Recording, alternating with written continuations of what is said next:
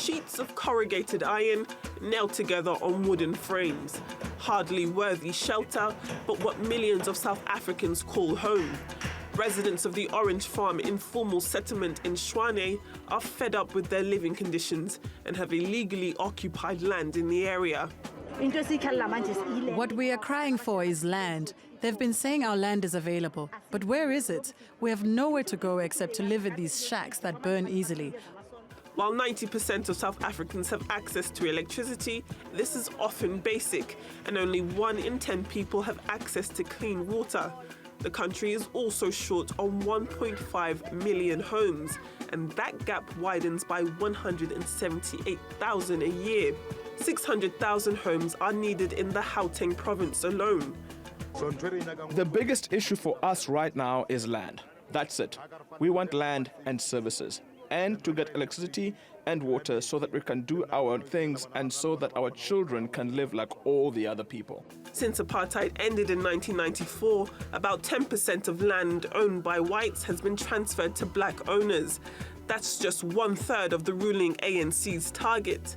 Last year, South Africa's parliament approved a land expropriation bill which would allow the state to distribute land by paying the owner an amount set by a government adjudicator. But President Jacob Zuma did not sign the bill and passed it back to Parliament for more amendments. Critics accuse Zuma of intentionally delaying the process, and residents in Tshwane say the land crisis is another example of how the government has failed to deliver on its post-apartheid promises of equality. But Tshwane's mayor disagrees, saying illegal occupants shouldn't expect to be rescued through funds. You have a lot of people that occupy land illegally and sometimes even on private piece of land, and then demand that the municipalities are supposed to be providing for services in those pieces of land. Now, it's impossible for us to go and invest on property that doesn't belong to the city. It's unclear when Zuma will make the expropriation bill legal. The government has promised that the transition of ownership in South Africa will not mirror the violent land grabs in Zimbabwe, which proved catastrophic for its economy. But these South Africans say all they want is a proper roof over their heads. Adefemi Akinsanya, TRT World.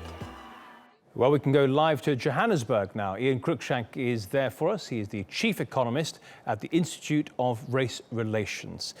Ian, thank you so much for joining us on Money Talks as ever. I just want to ask you about this bill to confiscate land from white people and give it to black people. What is holding it up? Well, to confiscate it, that means taking without payment. That is a huge risk. First of all, there's the question of agriculture.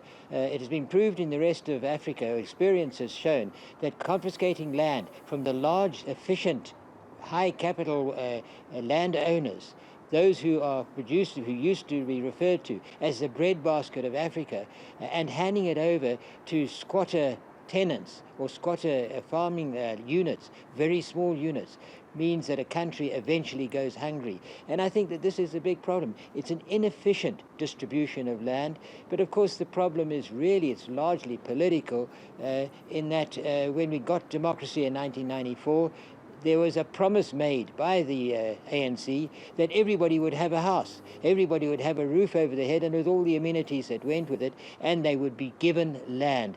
Now, where is that land? Well, it's occupied already, and it's at work producing the food for the population. We're one of the few countries that is self-sustaining in food supply. So to change that would be a massive risk, and perhaps that is why there's been some delay now in the passing of the bill, which would portion up those land into smaller units. Okay, Ian, it really is a difficult situation. Okay, let's turn to the shortages of homes then. Where do you propose that these homes ought to be built?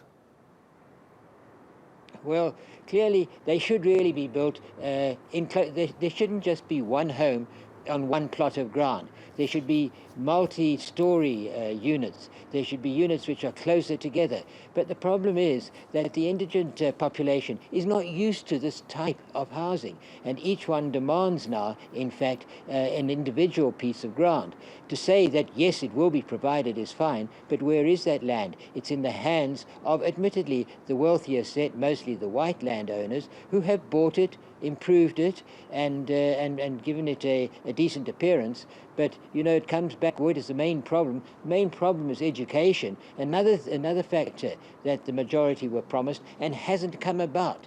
If they were properly educated, more thoroughly educated, there'd be the ability to earn their own living. But unfortunately, this has been left to languish, and I think until we can get that right, we're going to have a problem with ongoing demands for land, demands for retribution, which will be very difficult to answer.